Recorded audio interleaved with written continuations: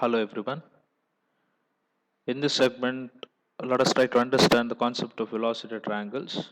Velocity triangles are very helpful when it comes to the analysis of impact of jet on the radial vanes.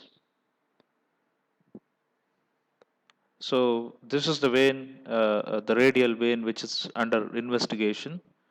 Let's say this is the inlet portion and the outlet portion, and this is how the jet which hits tangentially travels from inlet to the outlet. So it's time now to understand the inlet velocity triangle.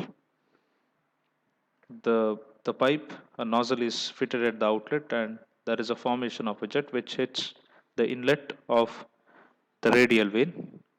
So V1 is the velocity or the absolute velocity of the jet which hits the vane at inlet, and let's say u is the velocity with which the vane is moving. The components of u at inlet is u1 and at outlet is u2, and the direction of movement of the vane in or with the velocity u is this.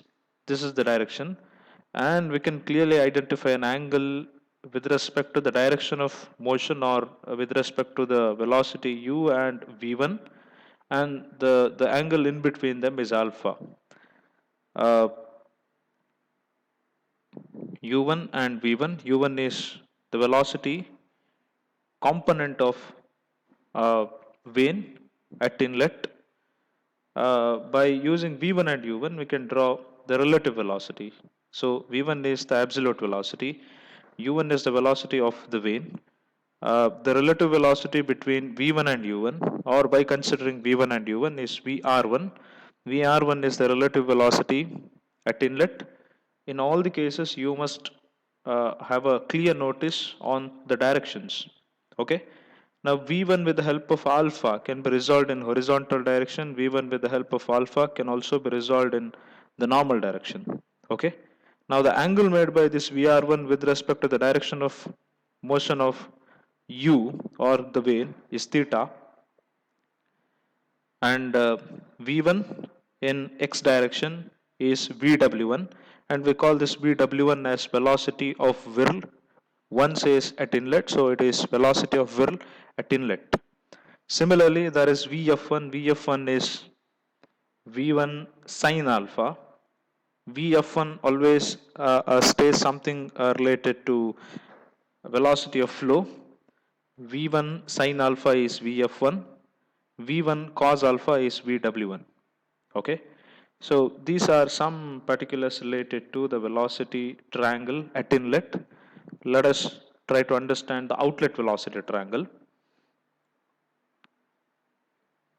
So V1, U1, VR1, alpha is the guide blade angle and theta is the vane angle. Now you must also need to notice a fact that there is no symmetry between inlet velocity triangle and outlet velocity triangle. And even with respect to the angles, guide blade angle and vane angle. Okay. So V2 is the velocity with which the jet leaves at outlet. V2 is the absolute velocity. We do consider the same criteria of u. The component of u, that is u2 at outlet, is u2. uh, so u2 and v2, they constitute something called the relative velocity at outlet, vr2. Vr2 is this. Now you must also understand that there are two more angles which are the counterparts of alpha and theta, the vane angle and guide blade angle. So the phi is the angle which is measured with respect to u2, or the direction of movement of vane and the relative velocity, and phi is analogous to theta, and phi is the vane angle at outlet. Similarly, you could also calculate vf2 and vw2. Vf2 is component of v2 in normal direction, vw2 is component of V2 in x direction, horizontal direction, by using an angle called beta. Beta is the guide blade angle at outlet. So beta is the guide blade angle at outlet, phi is the vane angle at outlet. And there is a major difference between inlet velocity triangle and outlet velocity triangle. One is there is no symmetry. The second one is the position of phi and theta, beta and alpha. They're not one and the same. The positions are completely, they differ. And VW1 is for the whole of this width, whereas VW2 is partial, U2 plus VW2, but here it is VW1 for the complete width. Hope you have understood this.